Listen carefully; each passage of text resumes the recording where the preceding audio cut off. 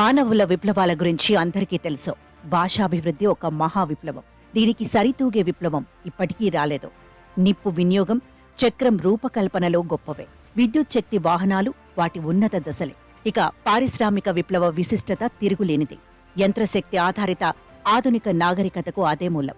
అంతకు ముందటి సమాజం శారీరక శ్రమపైనే ఆధారపడేది. కండరాలు కరిగిస్తేనే సంపద సృష్టి అయ్యేది. అలా కరిగించని వాళ్లంతా ఆలోచనపరులు, వేదాంతులు, బోధకులు, పాలకులు. కండలు కరిగించేవారు సృష్టించే సంపద ఎలా పంపిణీ అవ్వాలో, అందుకు ఏ కట్టుబాట్లు కావాలో నిర్దేశించటమే వారి విధిగా ఉండేది. కొత్త సాంకేతిక పరిజ్ఞానం వచ్చి ఆర్థిక పరిస్థితులు మారినప్పుడు నూతన భావాలు తలెత్తుతాయి. ప్రజా ప్రాతినిధ్య పాలన, వ్యాపార స్వేచ్ఛ, ఆర్థిక వ్యవస్థలు, ప్రభుత్వ పరిమిత పాత్ర లాంటి భావాలు కాస్త అటూ ఇటుగా పారిశ్రామిక విప్లవంతో పాటే వచ్చాయి. చరిత్ర దృష్టితో చూస్తే ఒకటి మాత్రం స్పష్టంగా కనపడుతుంది.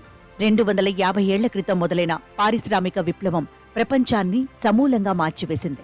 ఆ విప్లవ విస్తరణ ఇంకా సాగుతూనే ఉంది. యంత్రాలు నడవాలంటే శ్రామికులు కావాలి. వారికి కండపుష్టి ఉండాలి. అందుకు ఆహార పంటల ఉత్పత్తి బాగా జరగాలి. ఆ పంటల్లో మనమిప్పుడు సాదాసీదాగా భావించే ఆలుగడ్డలు ఒకనాడు పోషించిన పాత్రను తెలుసుకుంటే విస్తుపోయే విశేషాలెన్నో వెల్లడవుతాయి. మనమిప్పుడు ఏ డాక్టర్ దగ్గరకు వెళ్లినా ఆలుగడ్డల వాడకం తగ్గించాలనే చెబుతారు. కాని ఒకప్పుడు అలా కాదు. ఆలుతోనే పేదలు బతికి బట్టకట్టిన కాలముంది. యూరోపు జనాభా ఇబ్బడి ముబ్బడిగా పెరగటానికి ఆలు ఒకప్పుడు విపరీతంగా తోడ్పడింది. పరిశ్రమలకు కావాల్సిన శ్రామిక శక్తిని అందివ్వడానికి దోహదపడింది.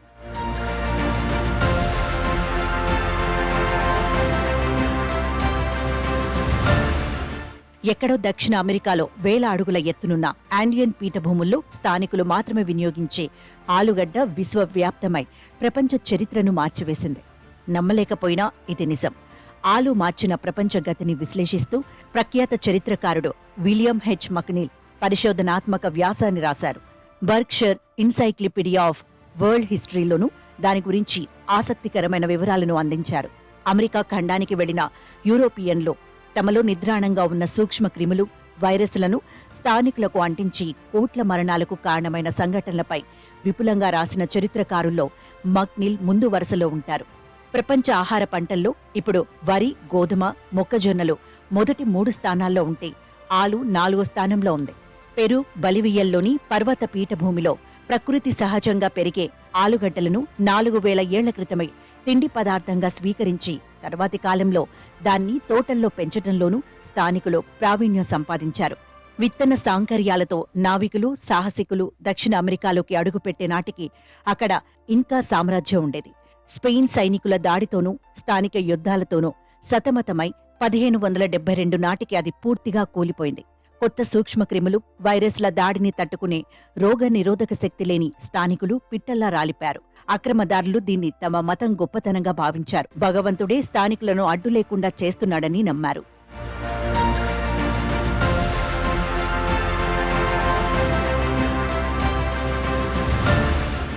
దక్షిణ అమెరికా ఆలుకు అంత అనుకూలమైన వాతావరణం ఉండేది కాదు.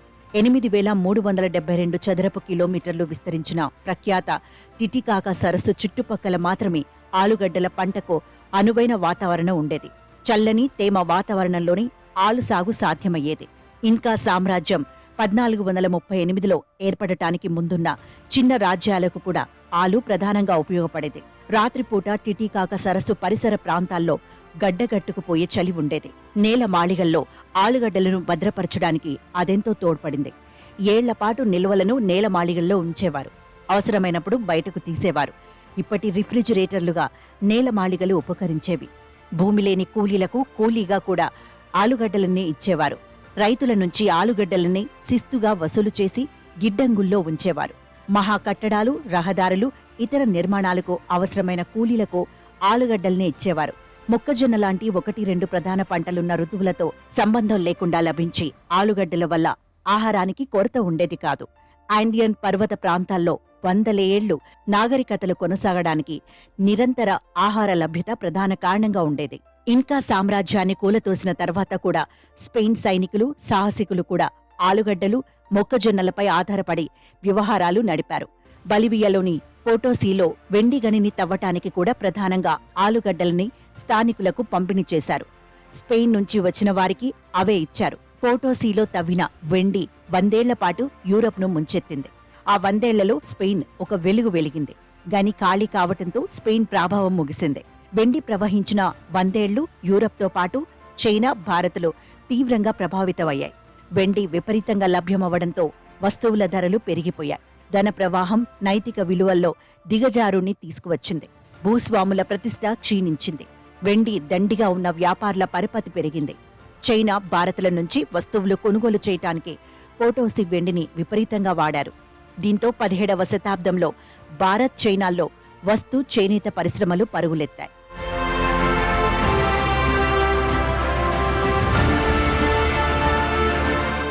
ఇలా ఆలుగడ్డ నిరంతరంగా అందించిన ఆహారం, దాన్ని ఆధారంగా వెండి గనులను కొల్లగొట్టడం, అక్కడ్నుంచి అది యూరప్, ఆసియా దేశాలకు తరలి వెళ్లి రాజకీయ, ఆర్థిక మార్పులు కలగజేయటం ప్రపంచ చరిత్రపై ఆలు కలగజేసిన తొలి ప్రభావంగా చెప్పుకోవచ్చు. రెండో ప్రభావం ఆలుగడ్డలే యూరప్ తరలి వెళ్లి అక్కడ ఎన్నో మార్పులకు కారణం కావడం.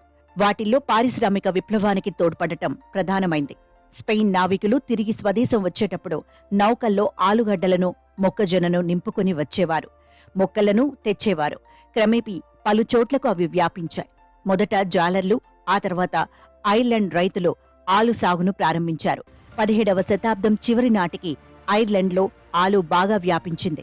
మరోవైపు స్పెయిన్ ప్రాబల్యం ఉన్న ప్రాంతాల్లోనూ క్రమేపీ ఆలు విస్తరించింది. ఇంగ్లాండ్ ఆక్రమణలతో తల్లడిల్లిన ఐర్లాండ్ రైతులు ఆలుతోనే ప్రాణాలను దక్కించుకున్నారు. గోధుమలతో పోల్చితే 2 నుంచి 4 రెట్లు అధిక క్యాలరీలు ఆలు నుంచి లభించేవి.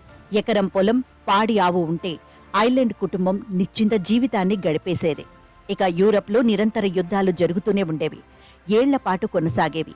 సైనిక పటాలాలు కదులుతున్న ప్రాంతాల్లో రైతుల నుంచి ధాన్యాన్ని బలవంతంగా తీసుకునేవారు.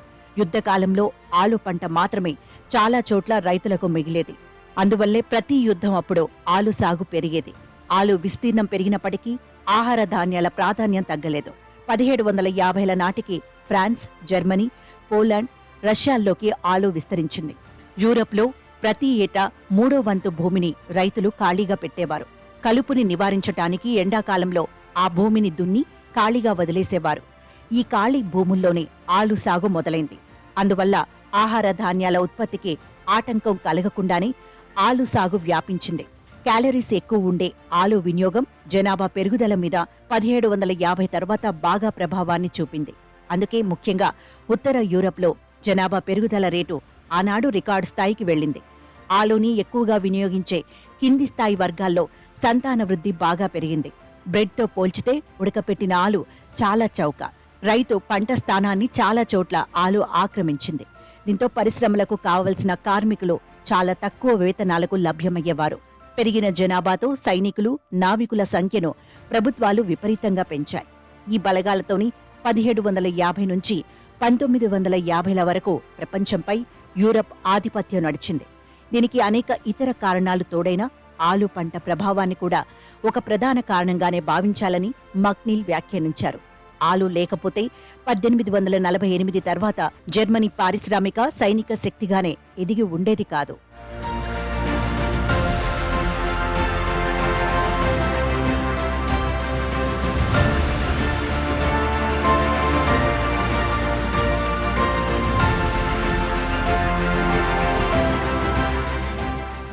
చల్లని తేమ వాతావరణం ఉన్న అన్ని ప్రాంతాలకు ఆలు విస్తరించింది. 1980ల నాటికి చైనాలో ఆలు సాగుకు ఇతర ప్రధాన పంటలతో పోల్చితే అంత ప్రాధాన్యం లేదు. 2002 నాటికి పరిస్థితి పూర్తిగా మారిపోయింది. ఆలుకు పెద్ద ఎగుమతి దేశంగా చైనా మారింది. భారత్ కూడా ఆలు ఉత్పత్తిలో ద్వితీయ స్థానానికి చేరుకుంది. చారిత్రక దృష్టితో చూస్తే ఆలుకు వచ్చిన ప్రాధాన్యం స్పష్టంగా తెలుస్తుంది. కానీ మొదట్లో భయాలు, అపోహలు కూడా ఎక్కువే. లుడ్విగ్ ఫైర్బాక్స్ అనే జర్మనీ తత్వవేత్త తన దేశ ప్రజల రక్తాన్ని ఆలుగడ్డ పౌరుషహీనం చేస్తోందని, భావ విప్లవం జాప్యం కావటానికి కారణమవుతోందని వ్యాఖ్యానించారు.